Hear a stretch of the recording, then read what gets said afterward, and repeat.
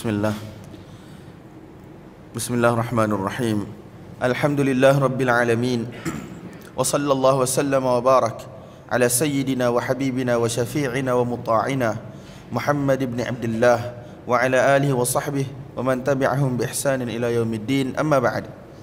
Terima kasih kepada Tuan Pengerusi Majlis, Tuan Imam, ahli jawatan kuasa masjid, ibu-ibu, ayah-ayah, muslimin muslimat yang dirahmati Allah Subhanahu wa taala. Pertama, kita syukur kepada Allah Subhanahu wa taala kerana dengan limpah kurnia, taufik, hidayat, inayat daripada Allah Subhanahu wa taala, Allah Subhanahu wa taala masih lagi memberi peluang kepada kita, peluang untuk hidup. Ini merupakan satu nikmat yang besar yang Allah Subhanahu wa taala bagi kepada kita. Yang mana kehidupan ini merupakan modal besar bagi manusia. Allah Subhanahu wa taala, Nabi sallallahu alaihi wasallam di dalam ayat Quran, di dalam hadis-hadis telah mensifatkan ataupun menyifatkan kehidupan manusia di dunia ini sebagai perniagaan. Banyak sangat tempat dalam Quran, dalam hadis, Allah Subhanahu wa taala telah sifatkan kehidupan kita ini sebagai perniagaan. Jadi bila kita kata perniagaan, biasanya akan ada modal dan akan ada pengusaha. Dan kita ada pembeli. Kalau kita tengok dalam Quran, dalam hadis, modal manusia itu adalah masa, umur kehidupan dia. Dan pengusaha itu ialah manusia itu sendiri, dan pembelinya ialah Allah Subhanahu wa taala. Dan dia punya hasil, sama ada keuntungan ataupun kerugian, adalah syurga ataupun neraka. Allah Subhanahu wa taala sebut dalam banyak tempat, alladzina yashtaruna bi ahdillahi wa imanihim thamanan qalila.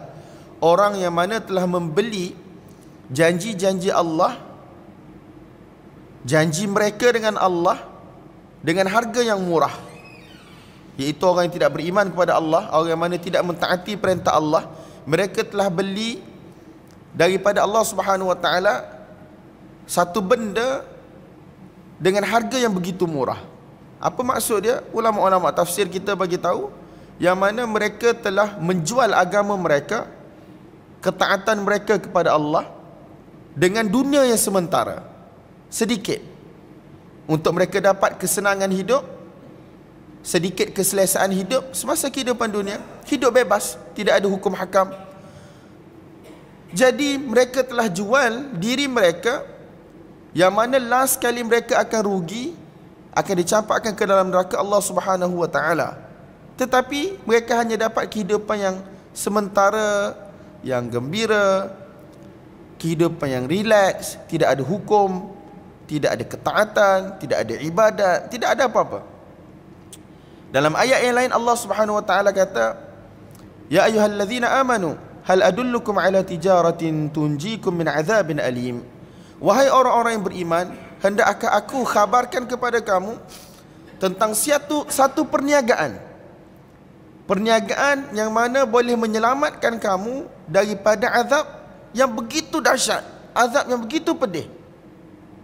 Tu'minuna billahi wa rasulih, kamu beriman dengan Allah Subhanahu wa taala, kamu beriman dengan baginda Rasul sallallahu alaihi wasallam, wa tujahiduna fi sabilillah, dan kamu semua berjihad di jalan Allah Subhanahu wa taala.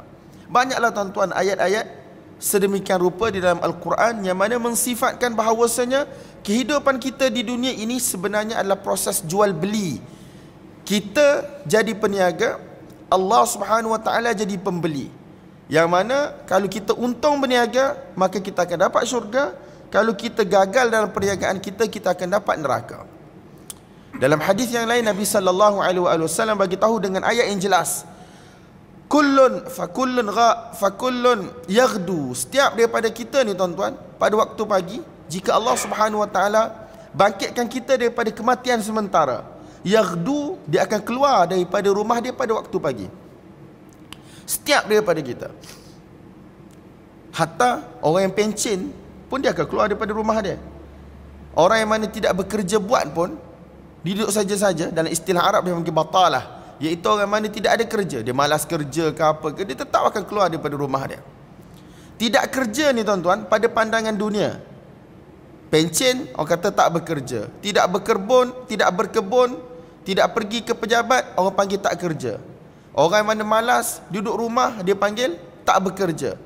Tetapi pada pandangan syarak, setiap daripada kita, ada kerja rasmi, tak ada kerja rasmi, rajin, malas, kita semua sedang bekerja.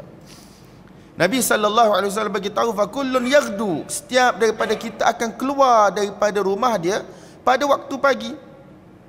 Fabai'un nafsah, maka dia sedang menjual dirinya di hadapan Allah Subhanahu wa taala. Cara macam mana jual diri dia? Kata para ulama, antaranya Imam Nawawi rahmatullahi alaih di dalam syarah Sahih Muslim, orang yang mana dia taat kepada Allah, dia sedang jual diri dia untuk syurga. Yang mana dia keluar daripada rumah dia, setiap langkah dia, gerak-geri dia, percakapan, perbuatan dia mengikuti syariat Allah. Sebelum dia buat sesuatu, dia tanya, apakah syariat Allah dalam benda aku nak buat ni? Agama bagi buat ke tak buat? Kalau agama bagi buat, bagaimana cara nak buat? Semua benda tu dia fikir, dia ambil tahu. Maka sebenarnya dia sedang jual diri dia untuk syurga Allah Subhanahu wa taala. Ada orang yang mana dia keluar pada waktu pagi, sama ada dia pergi kerja rasmi ataupun tidak kerja, tetapi dia tidak mengikuti syariat Allah dalam kehidupan dia. Maksudnya dia nak hidup ikut sebagaimana dia suka. Halal ke, haram ke, harta orang ke, harta dia ke, mengumpat, mencaci, mencela, dia tak pernah ambil tahu. Maka yang ini, kata para ulama, dia telah menjual dirinya untuk dapat neraka Allah Subhanahu wa taala. Nabi SAW beritahu, fakullun yaghdu, setiap daripada kita dia keluar pada waktu pagi. Fabai'un nafsah, dia sedang jual diri dia dengan Allah. Famu'tiquha, sama ada dia sedang membebaskan dirinya daripada kecelakaan dan juga neraka Allah, au mubiquha, ataupun dia sedang menjerumuskan, dia sedang menghumbankan diri dia ke dalam neraka Allah Subhanahu wa taala. Jadi tuan-tuan, inilah sebenarnya hakikat kehidupan dunia. Saya ataupun tuan-tuan sedar ataupun tidak, setiap hari kita sedang berniaga. Kita ni adalah peniaga bagi modal kita. Apa modal kita tuan-tuan? Allah Subhanahu wa taala sebut dalam Quran, surah yang kita selalu baca, wal asr innal insana lafi khusr illa alladhina amanu wa amilus salihat wa tawasaw bil haqqi wa tawasaw bis sabr. Demi masa, Allah Subhanahu wa taala biasanya akan bersumpah pada satu benda yang begitu penting. Masa ni umur kita, modal kita. Bahkan modal yang jenis macam mana tuan-tuan? Modal yang kalau kita tidak guna pada waktu tersebut, dia akan hilang. Kan kita ada jenis modal emas, perak. Kita ada jenis modal wang ringgit. Kalau kita simpan dalam rumah, duit kita, kalau kita tak guna, dia ada kat situ lah. 10,000 situlah. 20,000 situlah. Kita ada tanah yang luas, kita tidak gunakan untuk pertanian, kita tidak sewakan, tak buat bangunan, tanah tu intact, masih lagi ada di situ. Mungkin naik semak samun, kita kena cuci. Tetapi yang paling penting modal tu ada, modal tak hilang. Tetapi masa manusia, dia adalah jenis modal yang mana kalau tak guna pada waktu tersebut, dia akan hilang. Ustaz-ustaz dia bagi tahu, seumpama orang yang mana dia ada modal kuih sebagai contoh. Kalau dia buat kuih pagi, dia bangun pukul 3 pagi, 4 pagi, dia buat kuih, dia buat nasi lemak. Dia kena pergi berniaga tuan-tuan lepas subuh. Kalau dia tak pergi berniaga lepas subuh, dia malas, dia nak rehat, kuih tu mungkin pukul 10, pukul 11, paling lama lah sampai petang, dia akan basi tuan-tuan. Betul tak? Dia akan basi. Jadi dia punya modal, letih, penat dia semasa dia bangun pukul 3, pukul 4, maka benda itu akan hilang dengan sia-sia kalau dia tak guna. Dulu ustaz-ustaz kita bagi contoh, orang yang mana jual ais. Dia bukan macam sekarang, kita ada van, kita boleh simpan ais dalam van, kita pergi hantar jarak yang jauh pun ais tu masih lagi tidak cair. Tapi kalau dulu tuan-tuan, kalau kita nak jual ais, kalau orang minta ais, kita tidak pergi hantar dalam waktu yang sepatutnya, maka ais itu akan mencair. Kan dulu kan kita beli ais, orang pergi hantar, kadang-kadang separuh plastik ais dah cair. Nak guna pun tak boleh. Jadi begitulah juga masa kehidupan manusia, dia seumpama ais, yang mana kalau kita tidak guna pada waktu tersebut, modal itu akan hilang. Jadi begitulah juga masa umat manusia. Allah Subhanahu Wa Taala kata umur mereka ini adalah modal yang paling besar. Kalau mereka tidak guna dengan cara yang baik, maka mereka akan kerugian yang mana amat besar bila balik jumpa Allah Subhanahu Wa Taala pada hari kiamat nanti. Kecuali apa tuan-tuan? Kecuali orang mana beriman, orang yang mana beramal saleh, orang yang mana berpesan-pesan dengan kebenaran, berpesan-pesan dengan kesabaran. Jadi tuan-tuan yang dimuliakan Allah Subhanahu Wa Taala, kita kena rasa syukur. Allah Subhanahu Wa Taala masih lagi bagi peluang kepada kita untuk kita hidup selepas kita mati sementara. Allah Subhanahu Wa Taala bagi tahu dalam Quran bahawasanya ketika mana manusia tidur, ada di kalangan mereka yang mana mereka terus mati. Ada yang Allah Subhanahu Wa Taala bagi balik nyawa kepada mereka untuk mereka terus hidup di atas muka bumi Allah Subhanahu Wa Taala. Bagi orang yang mana dia lihat kehidupan baru ini dengan pandangan dunia, dia akan fikir alhamdulillah, ataupun dia tak sebut alhamdulillah pun. Dia kata, oh hari ni aku projek sekian, pertanian sekian, banyaklah benda. Manusia ni dia fikir banyak benda dia nak buat. Tak ada masalah tuan-tuan. Sebab memang selagi kita hidup di atas dunia, kita berhajat kepada dunia. Kita berhajat kepada makanan, kita berhajat kepada minuman, pakaian, tempat tinggal, kenderaan, duit untuk kita meneruskan kehidupan. Tetapi benda ini tak sama dengan apa yang Allah Subhanahu Wa Taala kehendaki kalau itulah sahaja kita punya ruang lingkup kita berfikir. Sebab tu Allah Subhanahu Wa Taala sifatkan dalam banyak tempat dalam Quran, orang yang mana berfikiran macam tu, dia seumpama binatang ternak sahaja. A'azzakumullah, semoga Allah muliakan kita semua. Ulaika kal an'am bal hum adall. Mereka itu lebih teruk daripada binatang ternak. Bahkan mereka itu lebih sesat daripada binatang ternak. Bahkan mereka itu lebih teruk daripada binatang ternak. Sebab apa tuan-tuan? Lahum qulubun la yafqahuna biha. Mereka ada akal, fikiran Allah bagi pada mereka, tapi mereka tak nak fikir. Lahum adhanun la yasma'una biha. Ada telinga tak nak dengar. Bagi mereka adanya mata, lahum a'yun, ada mata, la yubsiruna biha. Mereka tidak mahu melihat. Jadi hidup mereka seumpama binatang ternak, bahkan lebih teruk daripada binatang ternak. Kata Al-Imam Ibn Kathir rahmatullahi alaih, ketika mana dia mentafsirkan ayat ini, apakah sebab lebih teruk daripada binatang ternak? Sebab binatang ternak ni, bila tuan dia pukul dia sikit untuk bajak tanah, untuk angkat air, mereka akan bergerak. Mereka akan bergerak. Kerbau ke lembu ke, kalau pukul sikit, dia akan gerak juga, dia akan buat kerja juga. Mungkinlah dia malas sekali-sekala, tapi dia akan buat. Tetapi manusia, peringatan demi peringatan, peringatan demi peringatan, Allah Subhanahu Wa Taala hantar, tetapi mereka tidak mahu ambil pengajaran. Dia rasa dia yang paling hebat, dia rasa dia yang paling kuat. Semua benda ni dia punya. Dalam hadis Nabi SAW kata, yaqulu ibnu Adam mali mali.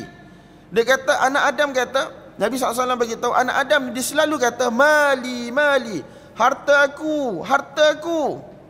Setiap daripada kita, setiap daripada kita tuan-tuan, tidak ada yang terlepas, tidak ada yang terkecuali.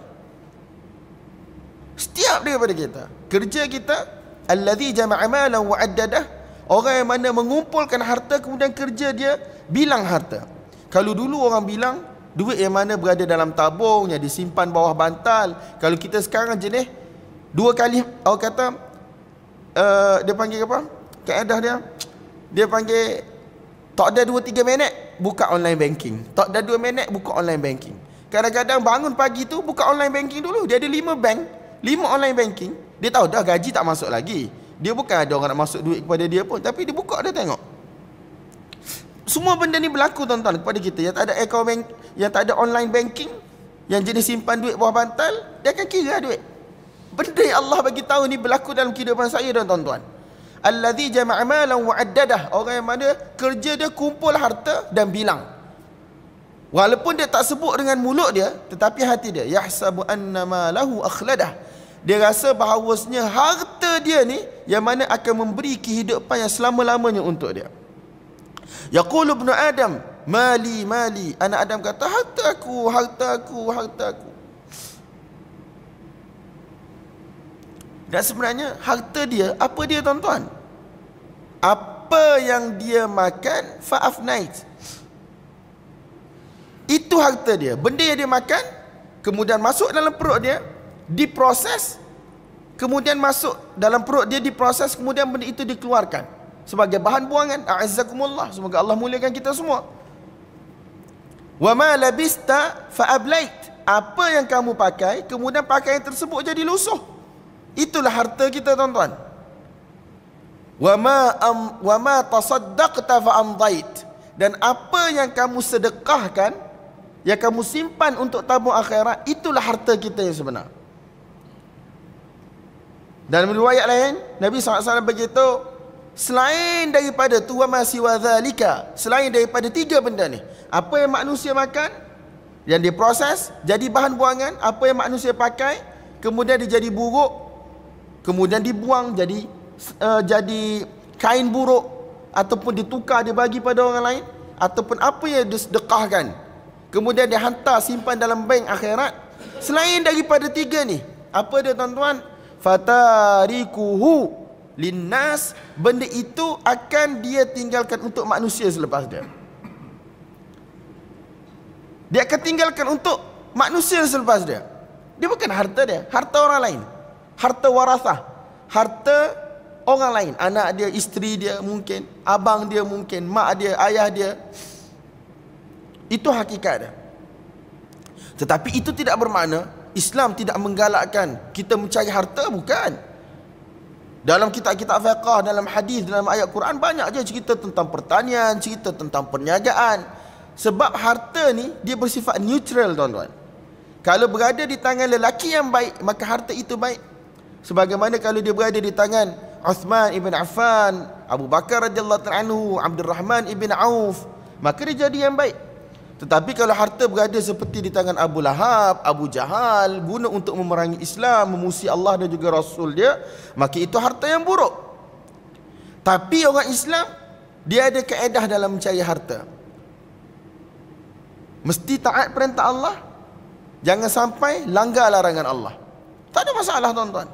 Sebab tu Allah Subhanahu Wa Taala memuji orang yang mana ada harta dan dia infak di jalan Allah. Allah Subhanahu Wa Taala mencela orang yang mana mengumpul-ngumpul harta tetapi dia simpan, dia tidak infak di jalan Allah Subhanahu Wa Taala.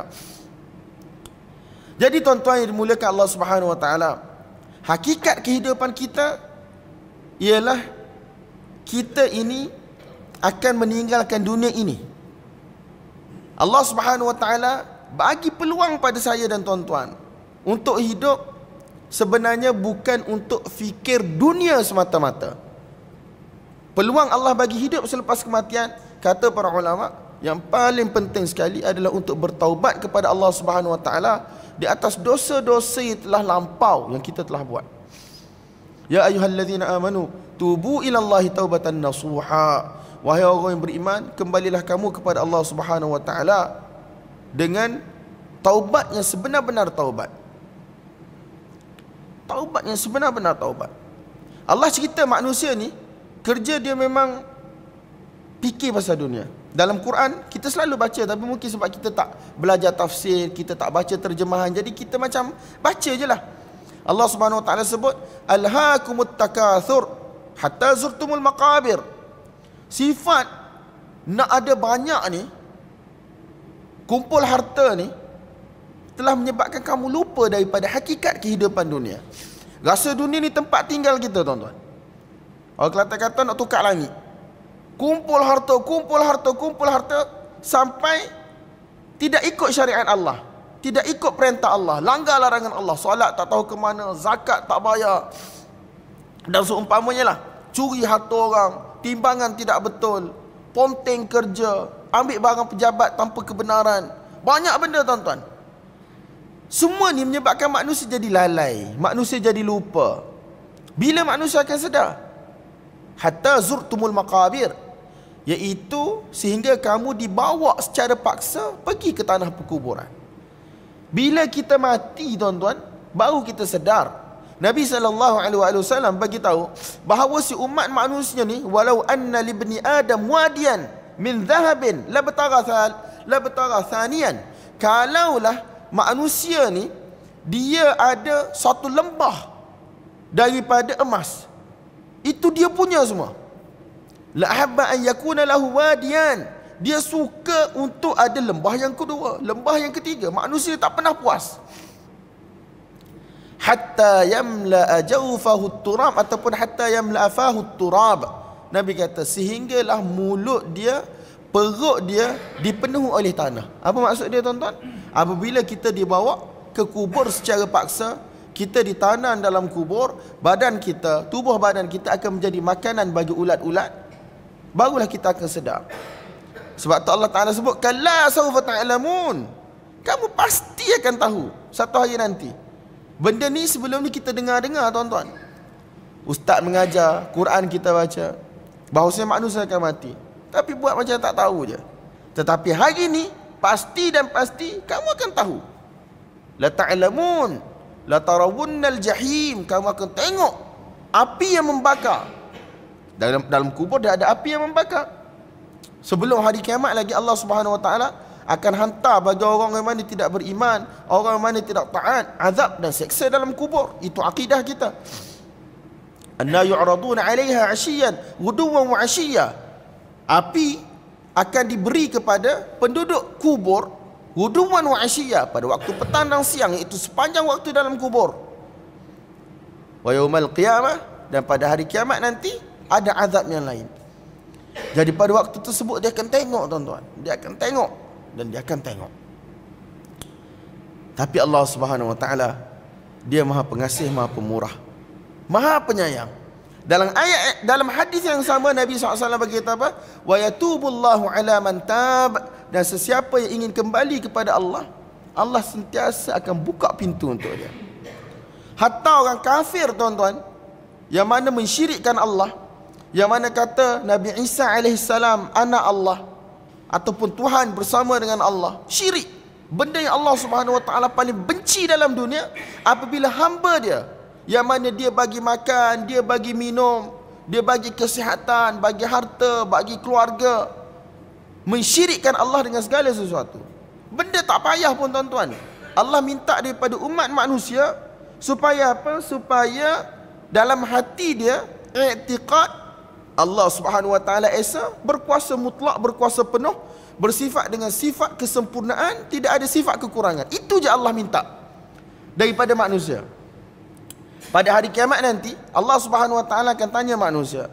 Dia kata, manusia yang mana dicampak ke dalam neraka, dia kata, hendak tak kalau aku bagi peluang pada kamu, kamu tebus diri kamu daripada neraka dengan harta benda yang kamu ada. Masa tu mana ada harta benda dah, tuan-tuan. Kita tinggal semua dah. Bumi hancur lebur, kiamat, tak ada apa pun kita bawa.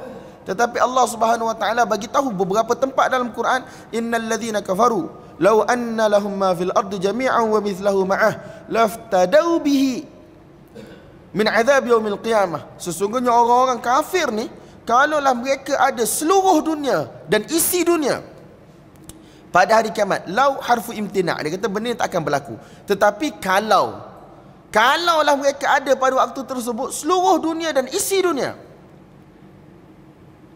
laftadau bihi min azab yaumil qiyamah, nescaya mereka akan menjadikan harta benda tersebut sebagai galang ganti untuk mereka selamat daripada azab Allah. Allah herdik mereka pada waktu tersebut. Aku tak minta harta dunia daripada kamu. Aku tidak minta emas, perak, harta dunia aku tak minta. Aku minta benda yang lebih mudah sahaja daripada itu. Allah tusyriku bi. Aku minta supaya kamu tidak mensyirikkan aku. I'tiqad ni, tuan-tuan, dia bukan amalan yang mana memerlukan tenaga. Benda itulah yakin dalam hati sahaja. Yakin Allah Tuhan yang mana esa Maha berkuasa, bersifat dengan sifat kesempurnaan, tidak ada sebarang kekurangan, tidak ada anak, tidak ada isteri, tidak ada ibu ayah. Itu je Allah minta daripada kita. Allah herdik hari kiamat. Allah kata, aku minta benda yang mudah pun dulu, kamu tak nak bagi pun, tak nak buat pun. Sekarang kamu rasa kamu nak korbankan harta benda yang mana kamu tak ada pun. Jadi tuan-tuan, apabila Allah Subhanahu wa taala mencela orang-orang yang mensyirikkan Allah, yang menyekutukan Allah di dalam Quran, Allah Subhanahu wa taala buka pintu kepada mereka. Afala yatubuna ila Allah wa yastaghfiruna. Tidakkah mahu mereka itu kembali kepada Allah, minta ampun kepada Allah? Sesungguhnya Allah Subhanahu wa taala Maha Pengampun. Jadi tuan-tuan, itulah hakikat sebenarnya kehidupan kita. Yang paling penting, nikmat dapat hidup balik adalah untuk bertaubat. Setiap pagi bangun pada waktu pagi, benda yang pertama sekali kita buat lepas kita baca doa, bangun daripada tidur dan seumpamanya, adalah untuk kita bertaubat pada Allah dan buat azam baru. Ya Allah, sepanjang hari ini, sepanjang kehidupan aku yang berbaki, aku bertaubat kepada Engkau dan aku akan cuba untuk ikut ajaran agama Engkau. Yang taat aku akan buat, yang tidak taat, maksiat aku akan tinggal, mengikut cara telah ditunjuk ajar oleh baginda Nabi sallallahu alaihi wasallam. Tetapi tuan-tuan, kesedaran saja tak cukup. Dalam 5-10 minit lagi insya-Allah kita akan tutup majlis. Kesedaran saja tidak cukup. Berapa ramai orang yang sedar tetapi dia tidak ada ilmu. Kan kita dengar cerita artis berhijrah. Alhamdulillah, hidayah semua di tangan Allah. Tetapi kalau berhijrah, maksud hijrah tu pakai tudung semata-mata, ataupun kalau orang lelaki pakai kopiah semata-mata, dia tidak akan jadi. Saya bukan nak memperemehkan, merendah-rendahkan sesiapa, na'udzubillah. Mungkin mereka jauh lebih baik daripada kita, hati mereka lebih ikhlas, kembalinya mereka kepada Islam, kepada Allah itu lebih baik daripada kita. Tetapi apa yang kita tengok dalam dunia hari ini, apabila berkesedaran sahaja tetapi tidak diikuti dengan belajar, maka akan ada banyak benda yang bermasalah. Percakapan yang bermasalah, perbuatan yang bermasalah. Bahkan ada di kalangan kita yang nampak berhijrah ni pakai tudung saja, tetapi pergaulan lelaki dengan perempuan, tentang masalah orang perempuan, make upnya, dia tak tahu benda-benda yang Nabi SAW larang, Allah larang.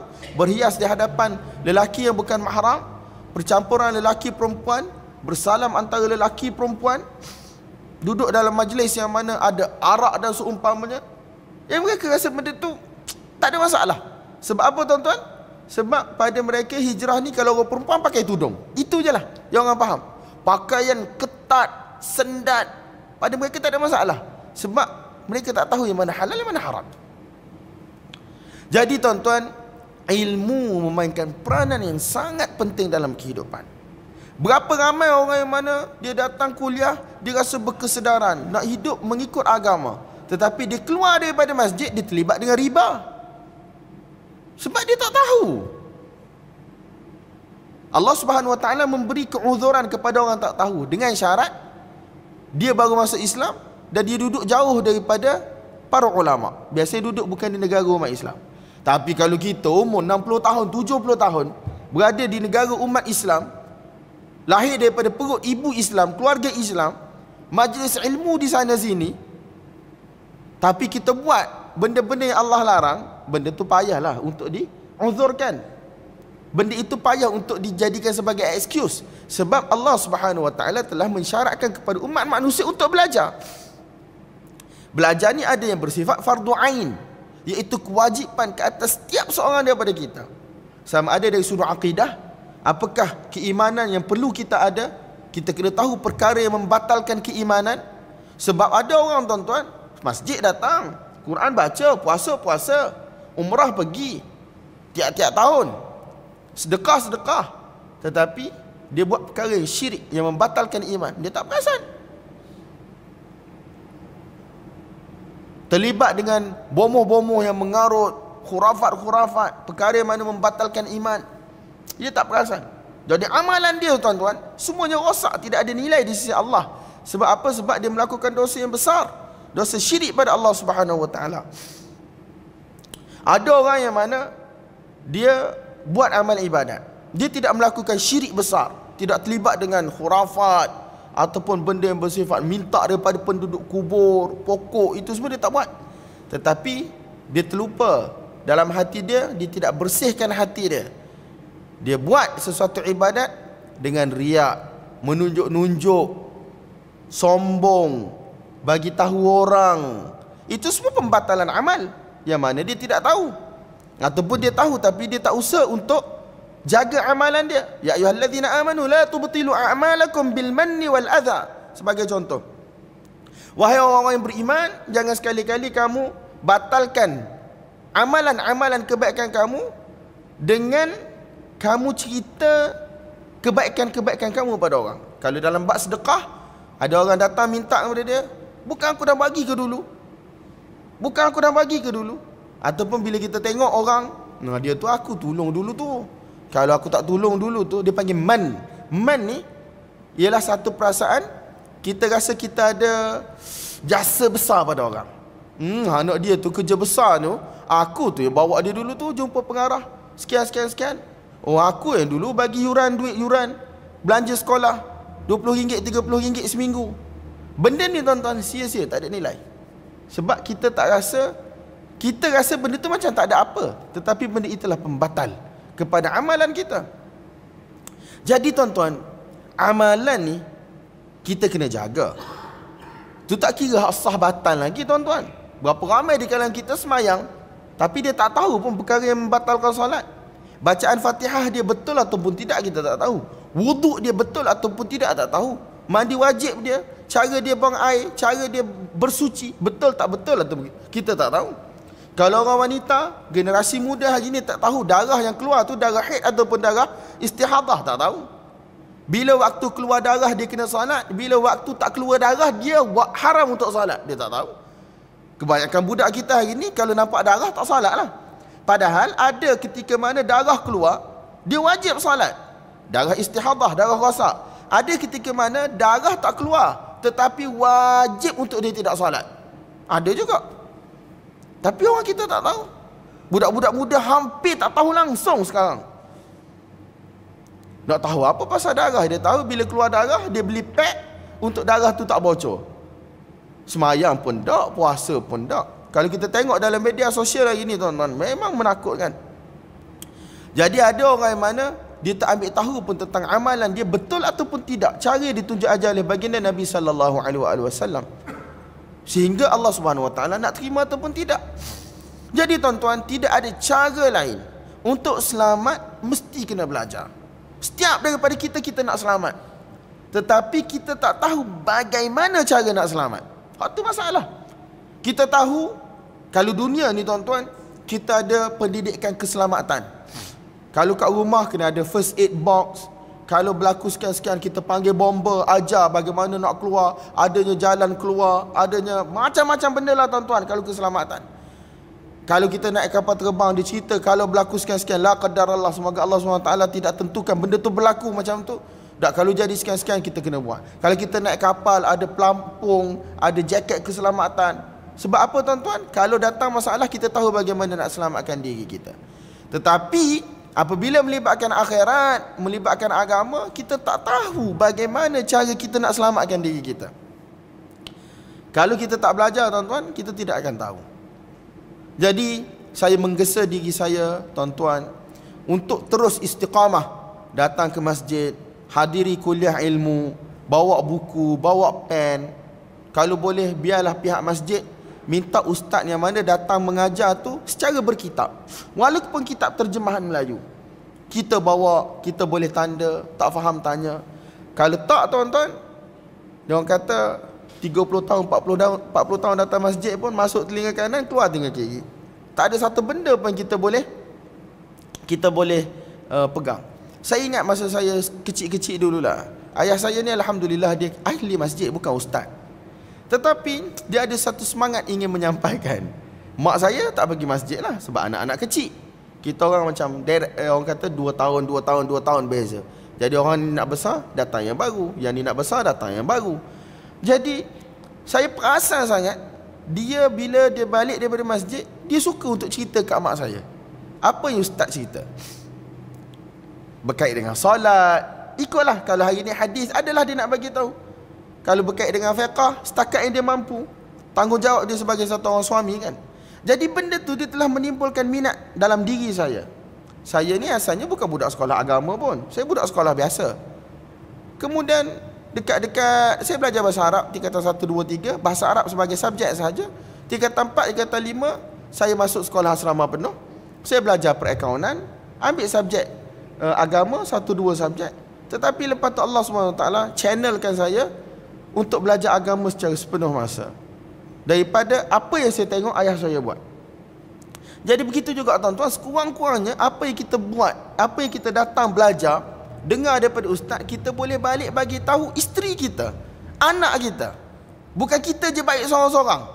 Kita tu kat masya-Allah 5 kali sehari semalam kita datang masjid, dengar majlis ilmu. Tetapi anak perempuan kita tak tutup aurat pun kita tak pernah tegur. Dia keluar dengan lelaki yang bukan mahram pun kita tak pernah tegur. Ataupun dia nak keluar dengan kawan-kawan perempuan dia, pergi daripada pagi sampai ke petang, dengan siapa jumpa, semayangnya macam mana, kita tak pernah tanya pun. Anak lelaki lagi lah kita tak tanya, dia besar pada kita lagi sekarang, dia punya tenaga kuat lagi pada kita.